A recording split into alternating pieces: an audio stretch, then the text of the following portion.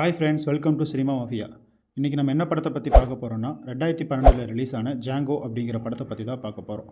இந்த படத்தோட கதை என்னென்னா 1858, சரியாக சொல்லணும்னா சிவில் வார் தொடங்குறதுக்கு 2 வருஷத்துக்கு முன்னாடி இருக்கிற காலகட்டத்தில் நடக்கிற கதை தான் இது. அந்த காலகட்டத்தில் நீக்ரோஸ் எல்லாருமே அடிமையாக இருக்காங்க. இந்த படத்தோட ஹீரோயின் 2 பேருமே நீக்ரோஸ் தான். அடிமையாக இருக்கிறவங்களுக்குள்ள கல்யாணம் பண்ணிக்கக்கூடாது அப்படிங்கிற ஒரு சட்டம் இருக்குது. ஆனால் அதையும் மீறி இவங்க 2 பேருமே கல்யாணம் பண்ணிக்கிறாங்க. இதை தெரிஞ்சுக்கிட்ட வெள்ளைக்காரங்க அவங்க 2 பேர்த்தையுமே தனித்தனி இடத்துக்கு வித்துடுறாங்க. கிங் சூல்ஸ் அப்படிங்கிறோட உதவியால் நம்ம ஹீரோ சுதந்திரமாகிறாரு. 2 பேருமே சேர்ந்து ஹீரோயினை கண்டுபிடிச்சாங்களா இல்லையா அப்படிங்கிறத இந்த படத்தோட கதை. வாங்க வீடியோக்குள்ளே போகலாம். படத்தோட ஓப்பனிங்கில் 2 வெள்ளைக்காரங்க குதிரையில் வராங்க. அவங்களுக்கு பின்னாடியே சில நீக்ரோஸ் அடிமைகளை காலில் சங்கிலி கட்டப்பட்ட நிலைமையில் நடந்து வராங்க. அதில் ஒருத்தர் தான் நம்ம ஹீரோ ஜாங்கோ. இவங்க எல்லாருமே இரவு நேரத்தில் ஒரு காட்டுப்பகுதியில் வந்துக்கிட்டு இருக்கும்போது அவங்களுக்கு நேராக ஒரு வெள்ளைக்காரர் ஒருத்தர் குதிரை வண்டியில் வராரு. அவர் தான் நம்ம படத்தோட செகண்ட் ஹீரோ கிங் சூல்ஸ். அவரை பார்த்த அந்த 2 வெள்ளைக்காரங்க, நீ யார், இங்கே எதுக்கு வந்திருக்க அப்படின்னு சொல்லி கேட்கும்போது அதுக்கு அவர், நான் ஒரு நாடோடி, என்னோட பேர் டாக்டர் கிங் சூல்ஸ் அப்படின்னு சொல்லி அறிமுகப்படுத்திக்கிறாரு. அது மட்டும் இல்லாமல் எனக்கு தேவையான நீக்ரோஸ் உங்கள்கிட்ட இருக்காங்களா அப்படின்னு சொல்லி பார்க்கலான்னு வந்ததா அவர் சொல்கிறாரு. அப்போது கிங் அந்த அடிமைகளை பார்த்து, இதுக்கு முன்னாடி யாராவது கருக்கன் பிளான்டேஷனில் இருந்திருக்கீங்களா அப்படின்னு சொல்லி கேட்குறாரு. அதுக்கு அந்த அடிமைகள்லேருந்து ஒருத்தர், நான் அங்கேருந்து தான் வரேன்னு சொல்லி சொல்கிறாரு. அதை கேட்டதும் நம்ம கிங் இறங்கி போய் அது யாருன்னு பார்க்குறாரு. அவர் தான் ஹீரோ ஜாங்கோ. அவன்கிட்ட உன் பேர் என்னன்னு கேட்கும்போது அவன் ஜாங்கோ அப்படின்னு சொல்கிறான். அதுக்கு நம்ம கிங் வந்து, நான் தேடி வந்த ஆள் நீயாக தான் இருக்கணும், உனக்கு பிரிட்டில் சகோதரர்களை தெரியுமா அப்படின்னு சொல்லி கேட்குறாரு. அதுக்கு அவனும் எனக்கு தெரியும் அப்படின்னு சொல்லி சொல்கிறான். உங்களோட பேர் சொல்லு அப்படின்னு கேட்கும்போது பிக் ஜான், எல்எஸ், ரோஜர் அப்படின்னு 3 பேர்த்தோட பேரை அவன் சொல்கிறான். அவங்கள யாரையாவது உன்னால் அடையாளம் காட்ட முடியுமா அப்படின்னு சொல்லி கேட்கும்போது அந்த அடிமைகளை கூப்பிட்டு வந்த வெள்ளைக்காரங்க, நீ அந்த அடிமைகள்ட்ட எல்லாம் பேசக்கூடாது, நீ இங்கிருந்து கிளம்பு, இல்லைன்னா உன்னை கொன்றுவேன் அப்படின்னு சொல்லி மிரட்டுறான். அதுக்கு நம்ம கிங் வந்து, நான் இந்த அடிமையை விலை கொடுத்து வாங்கலான்னு இருக்கேன், இந்த அடிமைக்கு என்ன விலைன்னு சொல்லுங்க அப்படின்னு கேட்குறான்.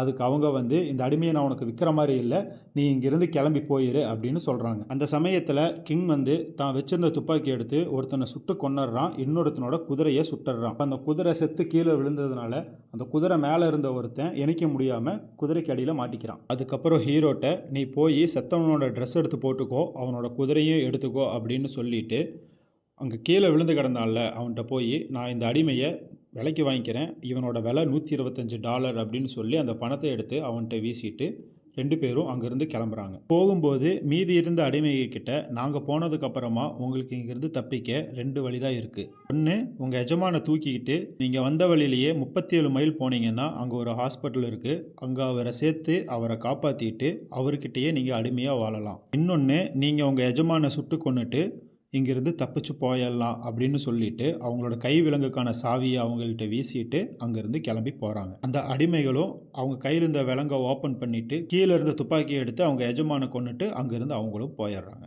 அங்கேருந்து கட் பண்ணால் ஹீரோவும் கிங்கும் குதிரையில் ஒரு நகரத்துக்குள்ளே வராங்க. நம்ம ஹீரோ ஒரு நீக்ரோ அப்படிங்கிறதுனால ஒரு நீக்ரோ எப்படி குதிரையில் வரான் அப்படின்னு சொல்லி அந்த ஊர் மக்கள் ரொம்ப அதிர்ச்சியாக நம்ம ஹீரோவை பார்த்துக்கிட்டே இருக்காங்க. 2 பேருமே ஊருக்குள்ளே இருக்கிற ஒரு பாருக்குள்ளே போகிறாங்க. அந்த பாருக்குள்ளே நீக்ரோ வரதை பார்த்து அந்த கடையோட ஓனரு, நீக்ரோ உள்ளே விட மாட்டேன் அப்படின்னு சொல்லி சண்டை போடுறான். அப்போ கிங் வந்து, நீ போய் உங்கள் ஷெரீஃபை கூட்டிட்டு வா அப்படின்னு சொல்லி அவனை கடையை விட்டு துரத்தி விட்டுறாரு. இந்த பாரோட ஓனர் வந்து ஷெரீஃபை கூப்பிட போன அந்த நேரத்தில் நம்ம ஹீரோ, நீ யார், என்னை எதுக்கு இங்கே கூட்டிகிட்டு வந்த அப்படின்னு கிங் கிட்ட கேட்குறான். அதுக்கு, இந்த ஊரில் உன்ன மாதிரி அடிமைகளை விற்கிறதும் வாங்குறதும் எப்படி வியாபாரமாக செய்கிறாங்களோ அதே மாதிரி நானும் கவர்மெண்டோட வாண்டட் லிஸ்ட்டில் இருக்கிறவங்கள உயிரோடையோ பணமாவோ பிடிச்சி கொடுத்தா எனக்கு பணம் கிடைக்கும், அதை நான் வியாபாரமாக செஞ்சுட்டு வந்துட்டு இருக்கிறதா நம்ம கிங் வந்து ஹீரோ கிட்ட சொல்கிறாரு. அதனால தான் நான் உங்ககிட்ட கேட்ட பிரிட்டில் சகோதரர்கள், அவங்களும் கவர்மெண்ட்டோட வாண்டட் லிஸ்ட்டில் இருக்கிறவங்க தான், எனக்கு அவங்க யாருன்னு தெரியாது, அவங்கள பிடிச்சி கொடுத்தா கவர்மெண்ட்லேருந்து எனக்கு சன்மானம் கிடைக்கும், நீ அவங்கள அடையாளம் காட்டுறேன் அப்படின்னு சொன்னனால தான் உன்னை நான் கூட்டிகிட்டு வந்தேன், நீ மட்டும் அவங்கள அடையாளம் காமிச்சேன்னா எனக்கு கவர்மெண்ட்லேருந்து பணமும் வந்துடும், அதுக்கு வந்து நான் உனக்கு $75 உனக்கு சுதந்திரமும் கொடுத்துட்றேன் அப்படின்னு வாக்கு கொடுக்குறாரு. இப்போது அந்த பார்லேருந்து பயந்து ஓடின அந்த கடைக்காரன் அந்த ஊரோட ஷெரீஃபை கூட்டிகிட்டு வந்துடுறான். ஷெரீஃப் வந்து கையில் துப்பாக்கியோட அவங்க 2 பேர்த்தையும் வெளியே வர வச்சு, நீ இந்த நீக்ரோவிங்க கூட்டிகிட்டு வந்து புரட்சி பண்ணுறியா அப்படின்னு கேட்குறான். மரியாதையாக நீங்கள் 2 பேரும் இந்த ஊரை விட்டு போயிருங்க, இல்லைன்னா உங்களை கொன்றுவேன்னு அந்த ஷெரீஃப் மிரட்டுறான். அந்த சமயத்தில் கிங் வந்து அவர்கிட்ட இருந்த துப்பாக்கியை எடுத்து அந்த ஷெரீஃபை சுட்டு கொன்னுறான். அதை பார்த்து அந்த ஊர் மக்கள் அங்கேருந்து பயந்து ஓடிடுறாங்க. அப்போ நம்ம கிங் வந்து அந்த கடைக்காரங்கிட்ட, இப்போ நீ போய் இராணுவத்தை கூட்டிகிட்டு வா அப்படின்னு சொல்கிறான். கொஞ்ச நேரத்தில் இராணுவ அதிகாரியும் காவலர்களும் அந்த இடத்தையே சுற்றி வளைச்சிடுறாங்க. உள்ளே இருக்கிற 2 பேர்கிட்ட இராணுவ அதிகாரி, நீங்கள் 2 பேரும் சரணடைஞ்சிட்டா உங்களை நாங்கள் உயிரோட விட்டுறோம், இல்லைன்னா இந்த இடத்துல இருந்து நீங்கள் உயிரோட போக முடியாது அப்படின்னு மிரட்டுறாரு. கிங் சூல்ஸும் கையில் ஒரு கவர்மெண்ட் பேப்பரோட ராணுவ அதிகாரியை பார்த்து அந்த வாரை விட்டு வெளியே வர்றாரு. வெளியே வந்த கிங் வந்து ராணுவ அதிகாரி கிட்ட சொல்கிறாரு, நானும் அரசாங்க ஊழியர் தான், இங்கே செத்து கிடக்கிறானே ஷெரீஃப், அவன் வந்து கவர்மெண்ட்டோட வாண்டட் லிஸ்ட்டில் இருக்கிறவன் அப்படின்னு சொல்லி அந்த ஆர்டரை ராணுவ அதிகாரி கிட்ட காட்டுறாரு. இவன் இங்கே 2 வருஷமாக தானே ஷெரீஃபாக இருக்கான், ஆனால் 3 வருஷத்துக்கு முன்னாடி டெக்ஸஸில் இருந்த பிசி கரிகன் அப்படிங்கிற கால்நடை பண்ணையிலிருந்து கால்நடைகளை திருடிட்டு இருந்ததா இவன் மேலே ஒரு கேஸ் இருக்குது. இதனால் கவர்மெண்ட் அவனை வாண்டட் லிஸ்ட்டில் வச்சுருக்கு. அதனால தான் நான் அவரை கொன்னேன் அப்படின்னு சொல்கிறான். உங்களுக்கு சந்தேகம் இருந்தால் என் கையில் இருந்த பேப்பரை பாருங்கள். இது இந்த ஜட்ஜு சைன் பண்ண பேப்பர் தான் இது. உங்களுக்கு வேணும்னா நீங்கள் ஜட்ஜை போய் பாருங்கள். நான் யாருன்னு தெரியும், உங்கள் ஷெரீஃப் யாருன்னு தெரியும்னு அவங்கக்கிட்ட சொல்கிறாரு. இதை கேட்டு அங்கே இருந்தவங்க எல்லாருமே ஷாக் ஆகி கையிலேருந்து துப்பாக்கியை கீழே போட்டு அவங்க 2 பேர்த்தையும் அங்கேருந்து அனுப்பி வச்சிடுறாங்க. அங்கேருந்து கிளம்பி இந்த 3 பேரையும் தேடி போகிறதுக்கு முன்னாடி ஒரு இடத்துல நின்று அவங்க ரெஸ்ட் எடுக்கிறாங்க.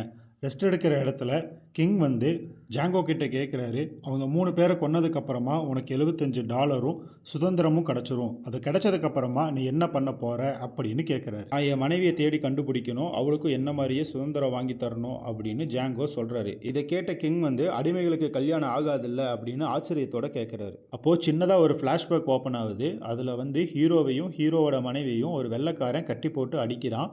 அவங்க 2 பேர்த்தையுமே தனித்தனியாக ஒரு இடத்துக்கு விற்றுட்டு இனிமேல் அடிமைகள் யாருமே ஜோடி சேரக்கூடாது அப்படிங்கிற மாதிரி காட்டுறாங்க. அங்கேருந்து கட் பண்ணால் டெனசி அப்படிங்கிற ஒரு ஊரை காட்டுறாங்க. அங்கே வந்து விஜய் மல்லையாவுக்கு டூப் போட்ட மாதிரி ஒரு வெள்ளைக்காரன் இருக்கான். அவனோட வீட்டுக்கு இவங்க 2 பேரும் போகிறாங்க. நம்ம ஹீரோ குதிரையில் வரதை பார்த்த அந்த வெள்ளைக்காரன், என்னோட இடத்துல ஒரு நீக்ரோ குதிரையில் வர அனுமதி இல்லை அப்படின்னு சொல்கிறான். அதுக்கு கிங்ஸ் வந்து இவன் அடிமை கிடையாது, இவன் ஒரு சுதந்திரமானவன், இவன் எதில் வேணால் வரலாம் அப்படின்னு சொல்லிட்டு நான் உங்ககிட்ட இருந்து ஒரு அடிமை பெண்ணை வாங்குறதுக்கு வேண்டி வந்திருக்கேன் அப்படின்னு சொல்கிறார். உங்ககிட்ட வியாபாரம் பண்ண எனக்கு விருப்பம் இல்லை, அதனால் நீங்கள் 2 பேரும் இங்கிருந்து போயிருங்கன்னு அந்த வெள்ளைக்காரன் சொல்கிறான். $5000 மதிப்புள்ள வியாபாரத்தை இழந்துருவீங்கன்னு கிங்ஸ் சொல்லும் போது அந்த வெள்ளைக்காரனும் நீங்கள் வீட்டுக்குள்ளே வாங்கன்னு சொல்லி கூப்பிட்றான். நாம் வியாபாரம் பேசுகிற இந்த டைமில் இந்த இடத்த சுற்றி பார்க்கறதுக்காக ஜாங்கோ கூட ஒரு பொண்ணை அனுப்பி வைங்க அப்படின்னு கிங்ஸ் வந்து வெள்ளைக்காரங்கிட்ட சொல்கிறான். அந்த வெள்ளைக்காரனும் ஒரு நீக்ரோ பொண்ணை ஜாங்கோ கூட அனுப்பி வைக்கிறான். இந்த இடத்த சுற்றி பார்த்துட்டு இருக்கும் போது அந்த பொண்ணுக்கிட்ட ஜாங்கோ வந்து தான் தேடி வந்த அந்த 3 பேர்த்தோட பேரை சொல்லி இவங்க தெரியுமா, இவங்க வந்திருக்காங்களா அப்படின்னு சொல்லி கேட்குறான். அதுக்கு அந்த பொண்ணும் அப்படி இங்கே யாரும் இல்லைன்னு சொல்கிறான். பதிலுக்கு ஹீரோவும் அவங்க போன வருஷம் தான் இங்கே வந்திருப்பாங்க, நல்லா யோசிச்சு சொல்லு அப்படின்னு கேட்குறான். அதுக்கு அந்த நீக்ரோ பொண்ணும் நீ சொல்கிற மாதிரி யாரும் வரல, சேஃபர்ஸ்னு ஒரு 3 பேர் வந்திருக்காங்க அப்படின்னு சொல்கிறான். அவங்க எங்கே இருக்காங்க அப்படின்னு ஜாங்கோ கேட்கும்போது அதில் ஒருத்தன் தோட்டத்தில் குதிரை மேலே உட்காந்து வேலை செய்கிறவங்களை கண்காணிச்சிட்டு இருக்கிறதா அவன் சொல்கிறான். ஹீரோ அவனை பார்த்ததும் ஒரு சின்ன ஃப்ளாஷ்பேக் வரும். அதில் ஹீரோவோட மனைவியை அவங்க 3 பேர் சேர்ந்து சாட்டையால் அடிச்சுக்கிட்டு இருப்பாங்க. ஹீரோ தன்னோட மனைவியை அடிக்க வேண்டாம்னு சொல்லி கெஞ்சி கேட்டுட்டு இருப்பான். அதோட அந்த ஃப்ளாஷ்பேக் முடிஞ்சிடும். மற்ற 2 பேர் எங்கன்னு சொல்லி அந்த பொண்ணுகிட்ட கேட்கும்போது அந்த பொண்ணு வீட்டுக்கு பின்னாடி இருக்காங்க அப்படின்னு சொல்கிறா. அங்கே போய் பார்க்கும்போது ஒரு பொண்ணு முட்டையை உடைச்சிட்டா அப்படிங்கிற காரணத்துக்காக அந்த பொண்ணை மரத்தில் கட்டி வச்சு சாட்டையால் அடிக்கிறதுக்கு அவங்க 2 பேரும் தயாராக இருக்காங்க. இப்போ அங்கே வந்த ஹீரோ அவனை கூப்பிட்டு என்ன ஞாபகம் இருக்கா அப்படின்னு கேட்டுட்டு தான் கையில் இருந்த துப்பாக்கியை எடுத்து ஜானை சுட்டுறான். பக்கத்துலேருந்து பார்த்த ராஜர் ஹீரோவை கொல்றதுக்கு துப்பாக்கியை எடுக்கும்போது ஹீரோ கீழே இருந்த சாட்டை எடுத்து ராஜரை செம்ம அடி அடிச்சிடறான். அடிச்சுட்டு ராஜரையும் சுட்டு கொன்னுறான். அவங்க செத்ததுக்கு அப்புறமா அந்த இடத்துக்கு கிங் வரான். அவங்க எங்கன்னு கேட்கும்போது ஜானையும் ராஜரையும் நான் கொன்னுட்டேன், இன்னொருத்தன் குதிரையில இருக்கான் அப்படின்னு சொல்லி எல்எஸ் அடையாளம் காணிக்கிறான். எல்எஸ் கிங் வந்து சுட்டு கொன்னுறான். இவங்க 3 பேருமே செத்ததுக்கு அப்புறமா அந்த இடத்துக்கு சொந்தக்காரான வெள்ளைக்காரன் இவங்களை கொல்றதுக்கு வேண்டிய ஆட்களை கூட்டிட்டு வரான். அவங்க கிட்ட வந்து இவங்க 3 பேரும் கவர்மெண்ட்டுக்கு எதிரானவங்க, அவங்கள கொல்றதுக்கான பேப்பர் எங்கிட்ட இருக்குது அப்படின்னு சொல்லி அந்த பேப்பரை அவங்கள்ட்ட காட்டுறான். இவங்க 3 பேருமே கொலை குற்றத்துக்காக கவர்மெண்டால் தேடப்பட்டவங்க, இவங்களுக்கு வேண்டி சப்போர்ட் பண்ணி நீங்கள் வந்தால் உங்களையும் தூக்கில் போடுற அதிகாரம் கவர்மெண்ட்டுக்கு இருக்குன்னு சொல்கிறாரு. இங்கேருந்து கிளம்பி அவங்க 2 பேரும் ரெஸ்ட் எடுக்கிறதுக்காக ஒரு மலைப்பகுதியில் குதிரை வண்டியை நிறுத்தியிருப்பாங்க. அவங்கள பழிவாங்கிறதுக்காக அந்த வெள்ளைக்காரன் ஆட்களை கூட்டிட்டு அங்கே வந்துடுவான். அந்த வெள்ளைக்காரன் அந்த குதிரை வண்டி கிட்ட போய் பார்க்கும்போது அந்த குதிரை வண்டியில் ஹீரோவும் கிங்கும் இருக்க மாட்டாங்க. இவங்க வர்றதை முன்கூட்டியே தெரிஞ்சுக்கிட்ட கிங் வந்து மறைஞ்சிருந்து அந்த குதிரை வண்டியை சுடுறாரு. அந்த குதிரை வண்டி வெடிச்சு நெருப்பு வர்றதை பார்த்து அங்கிருந்து அவங்க எல்லாம் பயந்து ஓடிடுறாங்க. கிங் வந்து வெள்ளைக்காரனையும் சுட்டு கொண்டுறாரு. கிங்கோட ஹீரோ சேர்ந்ததுனால 2 பேருமே சேர்ந்து வாண்டட் லிஸ்ட் இருக்கிறவங்களை கொல்றதுக்கு கிளம்புறாங்க. அப்படி ஒருத்தனை கொல்லும் போது அவன் தன்னுடைய பையன் கூட சேர்ந்து விவசாயம் பண்ணிக்கிட்டு இருப்பான். அப்போ ஹீரோ கிட்ட துப்பாக்கியை கொடுத்து ஹீரோவை சுட சொல்லுவான். ஹீரோ அவன் பையன் கூட இருக்கிறனால என்னால் சுட முடியாது அப்படின்னு சொல்லுவான். அப்போ கிங் ஹீரோ கையில் ஒரு பேப்பரை கொடுத்து இதை படின்னு சொல்லுவான். அதில் விவசாயம் பண்ணிக்கிட்டு இருக்கிறவன் இதுக்கு முன்னாடி கொலை பண்ணதுக்காகவும் மக்களை துன்பப்படுத்துறதுக்காகவும் அவனோட தலைக்கு $7,000 அவனோட கூட்டாளி ஒவ்வொருத்தருக்கும் $1,500 அரசு அறிவிச்சிருக்கிறதா அந்த பேப்பரில் போட்டிருக்கு. இதை படித்ததுக்கு அப்புறமா ஹீரோ அவன் பையன் முன்னாடியே அவனை சுட்டுறான். அவனை சுட்டதுக்கு அப்புறமா அந்த வாரண்ட் பேப்பரை நீயே வையின்னு சொல்லி கிங் வந்து ஜாங்கோ கிட்ட சொல்கிறான். அதுக்கப்புறமா கிங் வந்து ஹீரோ கிட்ட சொல்கிறான், மிசிசிப்பி அப்படிங்கிற இடத்துக்கு போனாதான் உன் மனைவியை கண்டுபிடிக்க முடியும். ஏன்னா அடிமைகளை விற்றதுக்கு உண்டான ரெக்கார்டு அங்கே தான் இருக்கும். என் கூட சேர்ந்து வாட்டர் லிஸ்ட்டில் இருக்கிறவங்களை கொல்றதுக்கு நீ உதவி பண்ணினா அதில் கிடைக்கிற பணத்தில் 3 பங்கு உனக்கு தரேன். அது மட்டும் இல்லாமல் உன்னோட மனைவியை கண்டுபிடிக்க நான் ஹெல்ப் பண்ணுறேன் அப்படின்னு சொல்கிறான். அதுக்கு ஹீரோவும் தன்னுடைய மனைவியை கண்டுபிடிக்கிறதுக்கு வேண்டி இதுக்கு ஒத்துக்கிறான். அதுக்கப்புறமா அவங்க சொன்ன மிசிசிப்பி அப்படிங்கிற இடத்துக்கு போகிறாங்க. அங்கே போய் அடிமைகளை விற்ற ரெக்கார்டை எடுத்து பார்க்குறாங்க. அதில் ஹீரோவோட மனைவி ஹில்டா கேண்டி அப்படிங்கிற ஒருத்தருக்கு விற்கப்பட்டதா அதில் போட்டிருக்கு. அந்த கேண்டிங்கிறவன் அந்த ஊர்லேயே மிகப்பெரிய பணக்காரன், நல்ல செல்வாக்குடையவன்.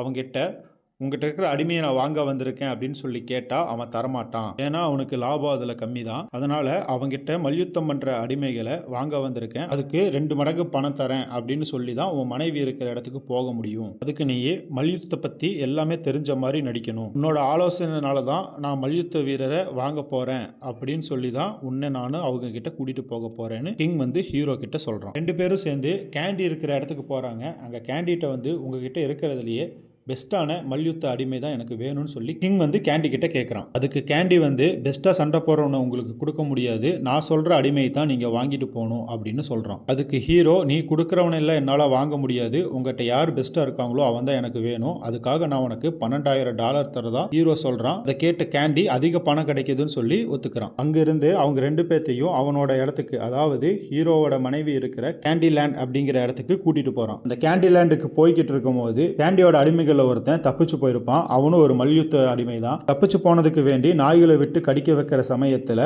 இவங்களும் அந்த இடத்துக்கு போகிறாங்க. அங்கே நடக்கிறதெல்லாம் பார்க்கும்போது தன்னோட மனசுக்குள்ள கோபம் இருந்தாலும் தன்னுடைய மனைவிக்கு வேண்டி தன்னோட இனத்து மேலேயே வெறுப்பு இருக்கிற மாதிரி நம்ம ஹீரோ காணிச்சுக்கிறாரு. அவரே சொல்லி அந்த நாய்களை விட்டு கடிக்க வைக்கிறாரு. கேண்டிலேண்டுக்கு வந்து சேர்ந்ததுக்கு அப்புறமா அங்கே ஒரு வயசான நீக்ரோவை காட்டுறாங்க. அவரோட பேரு ஸ்டீஃப். அந்த இடத்துல அவர் ஒரு அக்கௌண்டரா வேலை செய்கிறாரு. அவர் வந்து அடிமையா இல்லாமல் சுதந்திரமா இருக்காருங்க. ஹீரோ குதிரையில வரதை பார்த்த ஸ்டீஃப், இதுக்கு ஒரு அடிமையை குதிரையில கூட்டிட்டு வரீங்கன்னு சொல்லி ரொம்ப கோபமா கேட்கிறாரு. அதுக்கு கேண்டி, அவன் அடிமை கிடையாது, அவனும் உங்களை மாதிரி தான் ஒரு சுதந்திரமான நீக்ரோ அப்படின்னு சொல்லி இன்ட்ரோடியூஸ் பண்ணி வைக்கிறாரு. கேட்ட ஸ்டீஃபனுக்கு பொறாமையும் கோபமும் அதிகமாகுது. ஏன்னா தான் சுதந்திரமான நீக்ரோ அப்படின்னு அவர் பெருமையாக நினச்சிக்கிட்டு இருப்பாரு. இப்போ இன்னொருத்தனும் சுதந்திரமாக வந்திருக்கான் அப்படின்னு தெரிஞ்சா இவரை யாரும் மதிக்க மாட்டாங்க அப்படின்னு அவர் நினச்சிக்கிறாரு. இப்போ ஹீரோவும் கிங்கும் இங்கே வந்ததுக்கு முக்கியமான காரணமே ஹீரோயினை கூட்டிகிட்டு போகிறதுக்காக தான். ஸோ அவளை பார்க்கறதுக்காக கேண்டி கிட்ட கிங் கேட்குறாரு, நம்ம வண்டியில் வந்துட்டு இருக்கும்போது ஜெர்மன் பேசக்கூடிய நீக்ரோ பொண்ணு இங்கே இருக்குன்னு நீங்கள் சொன்னீங்கல்ல, எனக்கு பேச்சு துணைக்காக அவளை அனுப்பி வைக்க முடியுமா அப்படின்னு அவர் கேட்குறாரு. ஏன்னா கிங்கும் ஜெர்மனியை சேர்ந்தவர் தான். இப்போ கேண்டி ஸ்டீஃபன் கிட்ட ஹில்டாவை ரெடி பண்ணி கிங் கூட அனுப்பி வைக்க சொல்கிறாரு. இல்லை,